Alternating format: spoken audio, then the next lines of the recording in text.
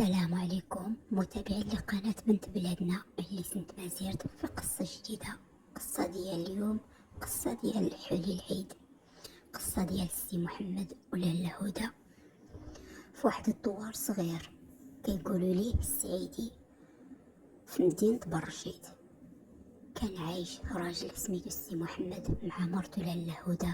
كانوا ناس بسطاء بزاف عايشين بالقناعة والصبر، ولكن القلب ديالهم عامر بالمحبة والإيمان. كان قريب عيد الأضحى والدوار كامل كيوجد في الريحة والشوا والضحك والدراري والناس كيشريو الحلي وتيزينوا الديور. غير السي محمد كانت دارو ساكتة، ما كاين لا حلي لا فلوس، ما كتسمع غير الدقات ديال الساعة. وفي الليل جالس السي محمد قدام باب الدار وكيشوف السما وقال بحرقة يا ربي يا ربي الفرح لاله هدى هاد العيد. على الأقل لاله هدى سمعت، ولكن دارت راسها بأنها ما سمعت والو. كزات واحد شوية وجات عنده وكتهضر معاه، قالت ليه اللي في الدنيا كله أنك معايا السي محمد. وقالت بابتسامة خفيفة السي محمد أهم حاجة أننا مجموعين وبصحة وسلامة. ولكن من الداخل ديالها قلبها كان كيتقطع، كانت كتمنى غير تشوف الفرحة في وجه راجلها السي محمد، حيت عمرها شافتو مكسور بحال هذاك النهار. صباح بكري خرج السي محمد يخدم أي خدمة يلقاها، ساعة في البني ساعة في السلعة يحملها للسوق لشي الناس، وفي آخر النهار تيعاون واحد الشخص في الفلاحة يجمع التبن.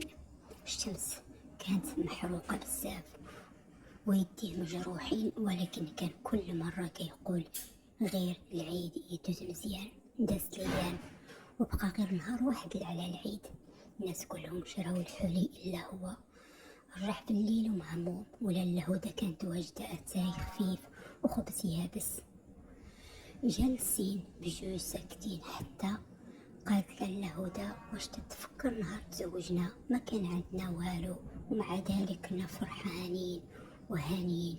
ضحك السي محمد شويه وقال حيت انتي معايا.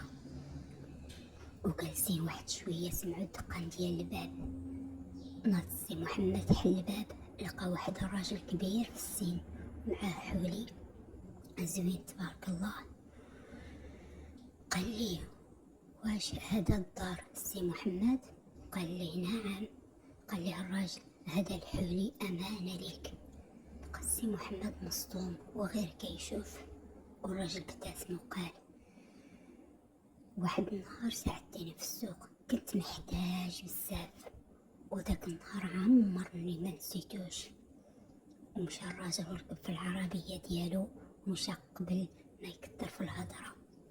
دخل السي محمد وهو ما مصدقش، ولا الهدى بدات كتبكي بالفرحة. قالت ليه شفتي الخير عمرو ما كيضيع عند سيدي ربي. صباح العيد كان مختلف هاد العام، صوت التكبيرات عامر الدوار، والهواء بارد شوية، والريحة الخبز والطيب يخرج من كل دار. لاله هدى فاقت بكري انطفات الدار ووجدت اتاي بالنعناع، والسي محمد خرج يصلي العيد وقلبه خفيف بحال الريشة. اول مرة من مدة طويلة حس بالفرحة كبيرة.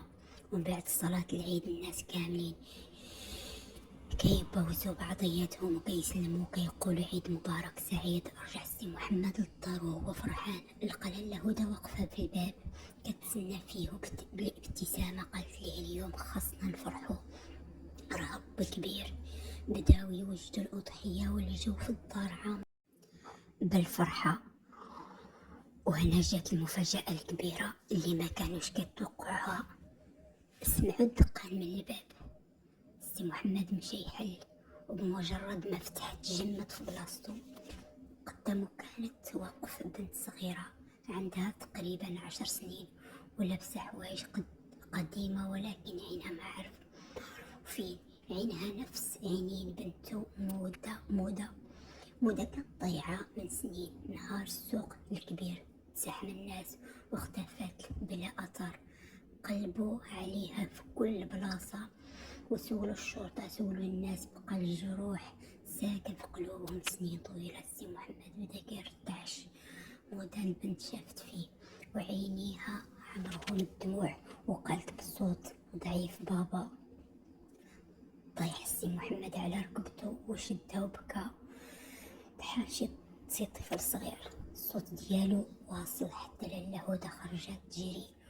من شافت البنت حطات يديها على فمها وما قدراتش تهضر. هدى جرات لحضن امها وبقاو ثلاثتهم عانقين بعضياتهم وسط البكا والفرحة والتكبير اللي جاي من الجامع بعيد. من بعد شوية عرفوا القصة كاملة، وواحد العائلة لقات هدى وهي صغيرة في المدينة وخافوا تضيع وربوها بحال بنتهم. من بعد ما كبرات بقات كتفكر غير حاجة وحدة: عندي امي وبا في الدوار بعيدة. وبقات كتقلب حتى لقاتهم قبل العيد ما يسالي. لاله هدى كانت كل شوية كتشوف فيها وتلمس وجهها، خايفة تكون غير كتحلم. أما السي محمد كان ساكت بزاف، غير كيشكر الله. وفي وسط نهار العيد جمعوا الجيران كاملين في الدار، الضحك الزغاريد والريحة الشواوعة عمر المكان. واحد الجار قال السي محمد: هاد العام جاك عيد بجوج فرحات. ابتسم السي محمد وشاف السما وقال: لا، هذا ماشي فرحة، هذه رحمة من رب العالمين، والحمد لله الذي لا يضيع أجر من عمل عملا حسنا. والسلام عليكم ورحمة الله وبركاته.